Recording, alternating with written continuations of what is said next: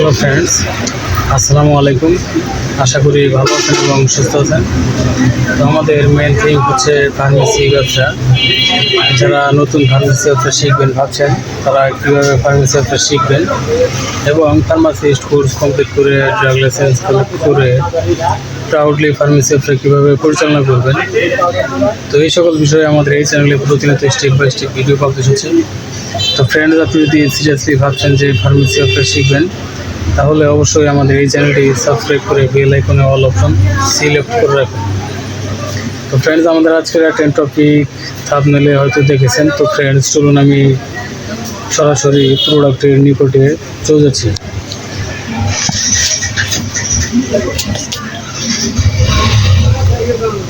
Friends, আজকে যে প্রোডাক্টটি এক্সপ্লেন করব সেটা হচ্ছে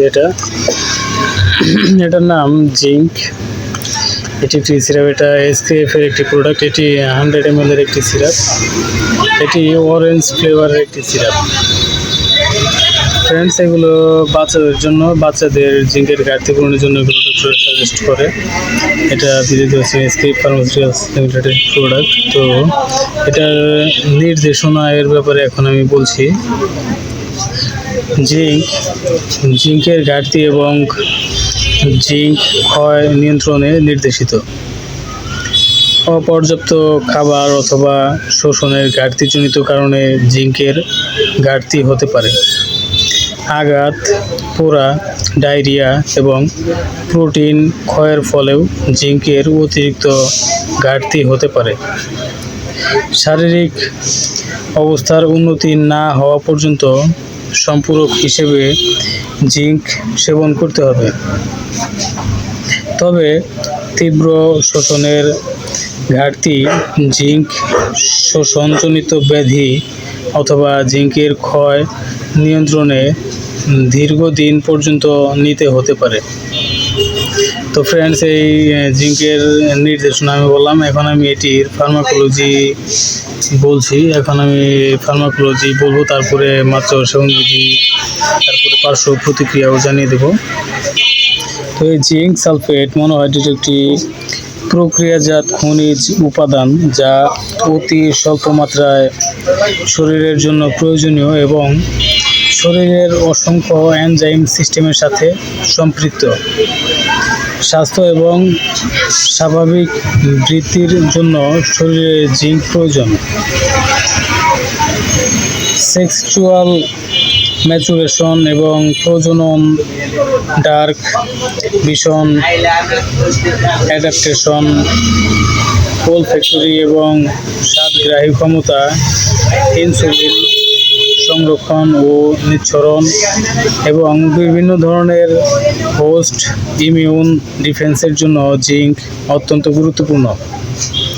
জিঙ্ক এর অভাবে রোগ প্রতিরোধ ক্ষমতা কমে যাওয়া, দেরিতে ক্ষত শুকানো, স্বাদ ও গন্ধের অনুভূতি কমে যাওয়া, রাতকানা, অ্যাবর্শন এর ঝুঁকি বেড়ে যাওয়া, মাথায় টাক পড়া, মানসিক লেথার্জি, ত্বকের পরিবর্তন এবং প্রজনন অঙ্গের পরিপক্কতা কম হতে পারে। তো ফ্রেন্ডস, এর ফার্মাকোলজি আমি বললাম। এখন আমি এটির মাত্রা ও সেবন বিধির ব্যাপারে বলছি। এটি 10 কেজির নিচের শিশুদের ক্ষেত্রে 5 মিলি বা 1 চা চামচ দৈনিক 2 বার খাবারের পরে। 10 কেজি থেকে 30 কেজি পর্যন্ত শিশুদের জন্য 10 মিলি 2 চা চামচ দৈনিক 1 থেকে 3 বার খাবারের পরে, এবং প্রাপ্তবয়স্ক এবং 30 কেজির ঊর্ধ্বে শিশুদের জন্য 20 মিলি 4 চা চামচ দৈনিক 1 থেকে 3 বার খাবারের পরে। আহারের 1 ঘন্টা পূর্বে অথবা 2 ঘন্টা পরে সেবনে এই ওষুধটি তার সর্বোচ্চ কার্যকারিতা দেখায়। পরিপাকতন্ত্রের সমস্যা হলে এটি আহারের সাথে সেবন করা যেতে পারে। ফ্রেন্ডস, এখন আমি এটার পার্শ্ব প্রতিক্রিয়া জানাচ্ছি।